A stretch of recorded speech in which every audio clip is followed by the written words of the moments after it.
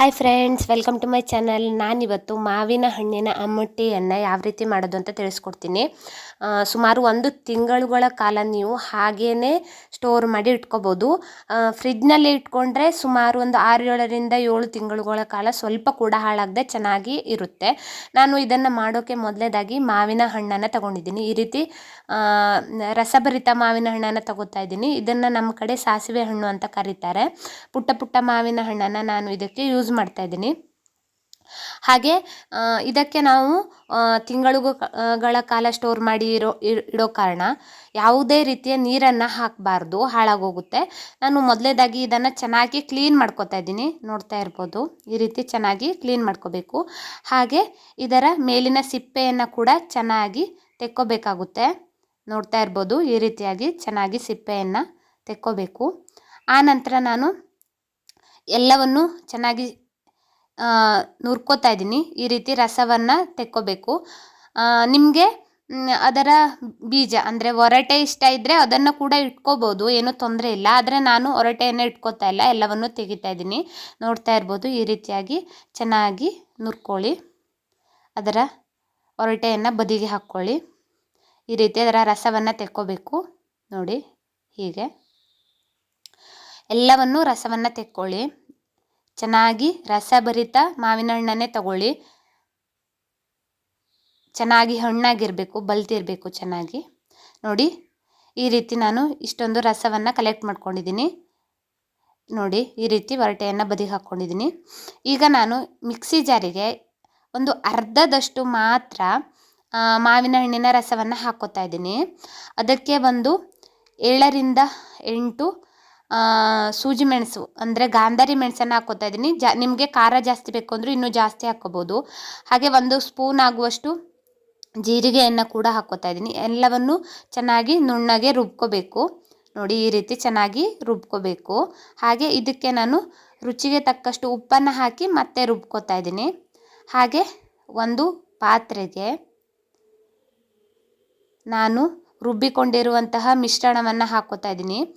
ಹಾಗೆ ಇನ್ನೊಂದು ಅರ್ಧ ಇತ್ತಲ್ಲ ಮಾವಿನ ಹಣ್ಣಿನ ರಸ, ಅದಕ್ಕೆ ನಾನು ಬೆಲ್ಲವನ್ನು ಹಾಕ್ಕೋತಾ ಇದ್ದೀನಿ. ನಾನಿಲ್ಲೊಂದು 2 ಸ್ಪೂನ್ ಆಗುವಷ್ಟು ಬೆಲ್ಲವನ್ನು ಹಾಕ್ಕೋತಾ ಇದ್ದೀನಿ. ನಿಮಗೆ ಸಿಹಿ ಜಾಸ್ತಿ ಬೇಕು ಅಂದರೆ ಇನ್ನೂ ಸ್ವಲ್ಪ ಜಾಸ್ತಿ ಹಾಕ್ಕೋಬೋದು, ಏನೂ ತೊಂದರೆ ಇಲ್ಲ. ಈ ರೀತಿಯಾಗಿ ನಾನು ಬೆಲ್ಲವನ್ನು ಕೂಡ ಹಾಕ್ಕೋತಾ ಇದ್ದೀನಿ. ಈಗ ನಾವು ರುಬ್ಬಿ ಇಟ್ಕೊಂಡಿರುವಂತಹ ಮಿಶ್ರಣಕ್ಕೆ ನಾವು ಬೆಲ್ಲ ಹಾಕಿದಂತಹ ಮಿಶ್ರಣವನ್ನು ಸೇರಿಸ್ಕೋಬೇಕು. ಈ ರೀತಿ ನೀಟಾಗಿ ಸೇರಿಸ್ಕೊಂಡು ಎರಡನ್ನು ಚೆನ್ನಾಗಿ ಮಿಕ್ಸ್ ಮಾಡ್ಕೋಬೇಕು. ಈ ರೀತಿ ಸ್ವಲ್ಪ ಕೂಡ ಗಂಟು ಇಲ್ಲದಂತೆ ಎರಡನ್ನು ಚೆನ್ನಾಗಿ ಮಿಕ್ಸ್ ಮಾಡ್ಕೋಬೇಕು. ಈಗ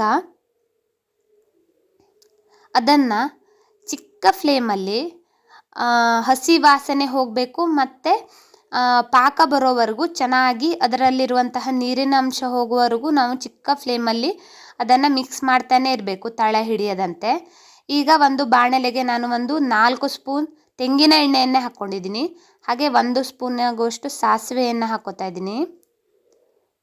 ಸಾಸಿವೆ ಚಟಪಟ ಎಂದು ಸಿಡಿದ ನಂತರ ನಾನು ಇದಕ್ಕೆ ಇಂಗನ್ನು ಹಾಕ್ಕೋತಾ ಇದ್ದೀನಿ. ನೋಡ್ತಾ ಇರ್ಬೋದು, ಇಷ್ಟು ಪ್ರಮಾಣದಲ್ಲಿ ನಾನು ಇಂಗನ್ನು ತಗೊಂಡಿದ್ದೀನಿ. ಅದನ್ನು ಕೂಡ ಹಾಕ್ಕೋಬೇಕು.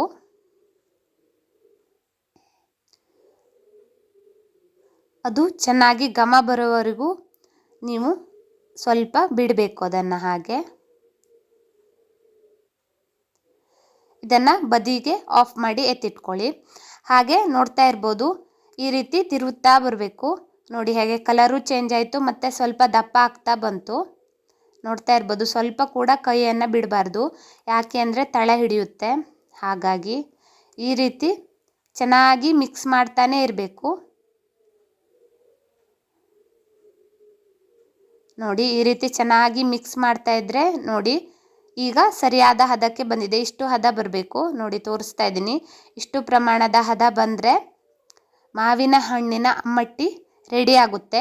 ಈಗ ನಾನು ಮಾಡಿ ಇಟ್ಕೊಂಡಿರುವಂಥ ಒಗ್ಗರಣೆಯನ್ನು ಕೂಡ ಇದಕ್ಕೆ ಹಾಕಿ ಸ್ವಲ್ಪ ಒಗ್ಗರಣೆಯ ಜೊತೆ ಮಿಕ್ಸ್ ಮಾಡ್ತಾ ಇದ್ದೀನಿ. ಈ ರೀತಿ ಚೆನ್ನಾಗಿ ಒಗ್ಗರಣೆಯ ಜೊತೆ ಕೂಡ ಚೆನ್ನಾಗಿ ಮಿಕ್ಸ್ ಮಾಡ್ಕೋಬೇಕು. ಒಂದು ಸ್ವಲ್ಪ ಲೋ ಫ್ಲೇಮಲ್ಲಿ ಇಟ್ಕೊಂಡು ಮಿಕ್ಸ್ ಮಾಡಿದ ನಂತರ ಆಫ್ ಮಾಡ್ಕೋಬೇಕು. ಯಾಕೆ ಅಂದರೆ ಅದರ ಘಮ ಹೋಗಬಾರ್ದು ಪೂರ್ತಿಯಾಗಿ. ನೋಡ್ತಾ ಇರ್ಬೋದು ಈಗ ನಮಗೆ ರುಚಿಕರವಾದಂತಹ ಮಾವಿನ ಹಣ್ಣಿನ ಅಮ್ಮಟ್ಟಿ ಸವಿಯಲು ಸಿದ್ಧ. ಹಾಗೆ ಇದನ್ನು ನೀವು 1 ತಿಂಗಳುಗಳ ಕಾಲ ಹಾಗೆ ಇಟ್ಟರೂ ಕೂಡ ಸ್ವಲ್ಪ ಕೂಡ ಹಾಳಾಗಲ್ಲ. ಬಿಸಿ ಬಿಸಿ ಅನ್ನಕ್ಕೆ ತುಂಬಾ ರುಚಿಯಾಗಿರುತ್ತೆ. ಹಾಗೆ ನೀನು ಇದನ್ನು ಒಂದು ಡಬ್ಬದಲ್ಲಿ ಹಾಕಿ ಫ್ರಿಜ್ನಲ್ಲಿ ಇಟ್ಟರೆ ಸುಮಾರು 6 ತಿಂಗಳುಗಳ ಕಾಲ ಕೂಡ ಹಾಗೆ ಇರುತ್ತೆ. ಅಷ್ಟರವರೆಗೆ ಅದು ಖಂಡಿತ ಇರಲ್ಲ. ಆದರೂ ಒಂದು ಇನ್ಫಾರ್ಮೇಷನ್ ಅನ್ನೋ ಥರ ಹೇಳ್ತಾ ಇದ್ದೀನಿ. Thanks for watching. ಈ ವಿಡಿಯೋ ಇಷ್ಟ ಆದರೆ ಲೈಕ್ ಮಾಡಿ, ಶೇರ್ ಮಾಡಿ, ಕಮೆಂಟ್ ಮಾಡಿ, ನನ್ನ ಚಾನಲ್ಗೆ ಸಬ್ಸ್ಕ್ರೈಬ್ ಆಗಿ.